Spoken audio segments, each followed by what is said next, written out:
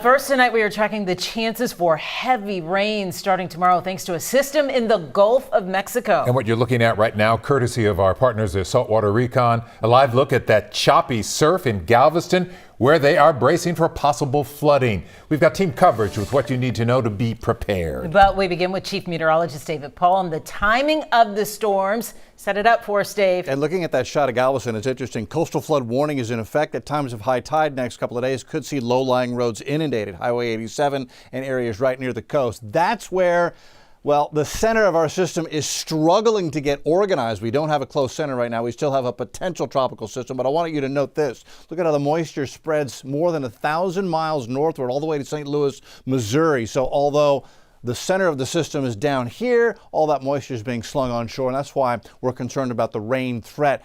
Disorganized. We don't have a closed low at the moment, so it's a potential tropical system. Potential tropical cyclone number 1 drifting north at 7 miles an hour, remains very disorganized. This is the just updated forecast track from the Hurricane Center. Just got this in moments ago. It's no significant change from the earlier advisory. This one still bends it off to the west and puts it into Mexico just north of Tampico as we head into the afternoon and evening on Wednesday. However, even though that is hundreds of miles south of Houston, as I showed you, that plume of moisture extends well to the north, and so as this moves west, it's going to take that moisture with it, and so it's the rain threat that's the heaviest. Now tomorrow, rain showers during the day may not be that bad. There'll be scattered showers off and on. Here we are in the morning at 8 a.m., couple of pockets of rain, scattered showers, and maybe a couple of thunder showers by 3 o'clock. Rain expands a little bit, but it's really going into Tuesday night that a heavier batch of rain is going to come in, and so it's Tuesday night into Wednesday that we see the heaviest rain. Tuesday,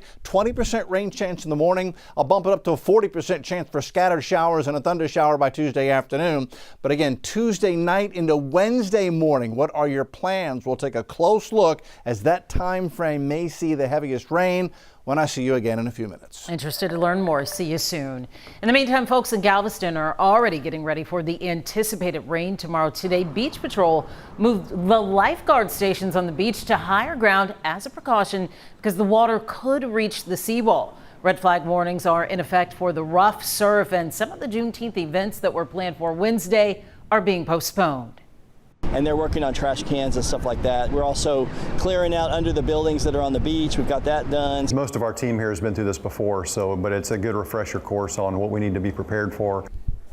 Bottom line for folks along the coast, make a plan and stay informed on the changing weather conditions. Closer to Houston, the threat of more rain has lots of folks concerned about flooding, especially since there's still so much debris on the streets left over from last month's derecho. Aniela Ruiz is in the East End for us tonight with what needs to be done to keep those drains out there clear. Aniela.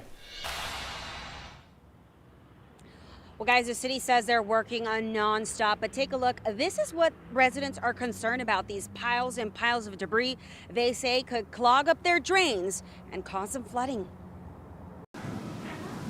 Once again, rain is headed our way, and with our saturated grounds, we're going to see this. See our bayous become fuller more quickly, our creeks and streams rise more rapidly because of the saturated ground. It just remains to be seen if we're going to get enough rain in some areas to cause real flooding to occur.